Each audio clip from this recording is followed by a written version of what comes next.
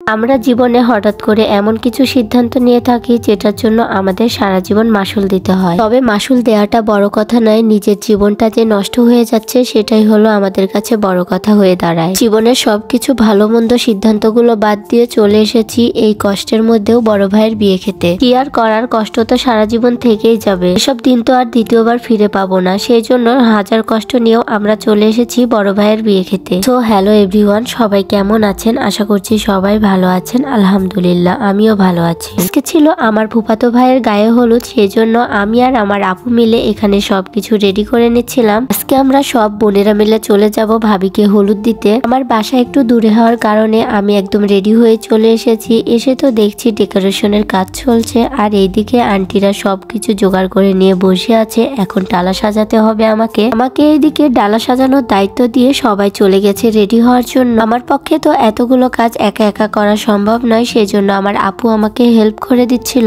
আজকের এই দিনটাতে আমার মনটা অনেক বেশি খুশি ছিল, কারণ আমি পরিবারের সাথে ঘুরতে অনেক বেশি পছন্দ করি। আর আজকে আমার পরিবারের সবাই এই বিয়েতে ছিল, সেই জন্য কেন জানি পরিবারের সাথে এখন তেমন কোথাও ঘুরতে যাওয়াই হয় না, সেই জন্য মনটা ভীষণ খারাপ হয়ে থাকে। যাই হোক, এখন আপনাদের সাথে কিছু কথা শেয়ার করি। আমি এর আগে 2টা রিলস ভিডিও আপলোড দিয়েছিলাম বিয়ে সম্পর্কে। সেই ভিডিওটা দেখে একটা বিশ্ব সুন্দরী আফামনি আমাকে মেসেজ দিয়ে বলেছেন পার্সোনালি, আপনি শাড়ি পরেছেন ঠিক আছে, আপনার কি গায়ে হলুদের কোনো সেট নেই? আপনি কি পড়তে পারেননি? বইয়ে আমার কি আছে না আছে আপনি কি এসে দেখে গেছেন? তবে একটা কথা, আমি সবসময় সিম্পল ভাবে থাকতে বেশি পছন্দ করি, সেইভাবেই আমি চলাফেরা করি। আর যতগুলো ভিডিও আপলোড দেওয়া হয়েছে সবগুলোতেই আমি সিম্পল ভাবেই থাকার চেষ্টা করি। আসলে আমি বাস্তব জীবনে এইভাবে সিম্পল ভাবেই থাকি। আপনি আমাকে কথাটা কোন দিক দিয়ে বলেছেন আফামনি, আমি সবকিছুই বুঝতে পেরেছি। অন্যের কি আছে না আছে সেটা না দেখে নিজের কি আছে সেটা দেখার চেষ্টা করুন। আর একটা কথা, এখানে যার বিয়ে সে তো অনেক বেশি সাজবে, সেটা ঠিক আছে, কিন্তু তার মতো যদি আপনিও সেজে যান তাহলে কেমন লাগবে আপনারা নিজেরাই বলুন। এগুলো বলার আগে একটু সেন্স নিয়ে কথা বললেই তো আর এগুলো মনে হয় না। কারো বিষয়ে কোনো কিছু ভালো মতো না জেনে না শুনে কথা বললে খুব বেশি খারাপ লাগে। তবে আফামনি আলহামদুলিল্লাহ আমার সবকিছুই আছে,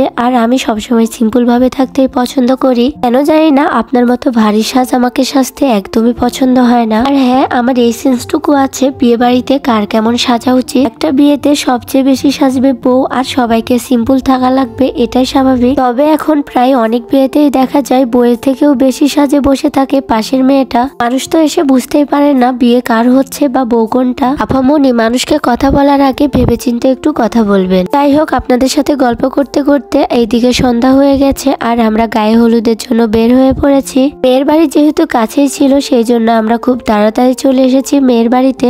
মেয়ে তো এইদিকে মাথায় ফুল দিয়ে বসে আছে, মুখটা ভালো মতো দেখতেই পাচ্ছিলাম না। আর একটা মজার বিষয় হলো কি জানেন, আজকে যে বউটা দেখতে পাচ্ছেন এটাও আমার বোন হয়। এটা হলো আমার ফুফাতো বোন, আর জামাইটা হলো আমার ফুফাতো ভাই। দুই দিক থেকেই আমাদের দাওয়াত ছিল, কি আর করার, সেই জন্য ভাইয়ার বিয়েতেই চলে গিয়েছি। একসাথে তো আর 2টা বিয়েতে থাকা সম্ভব না। যাই হোক, আজকের ভিডিওটা আপনাদের কাছে কেমন লাগলো নিশ্চয়ই কমেন্ট করে জানাবেন। দেখা হবে নেক্সট কোনো ভিডিওতে। আল্লাহ হাফেজ।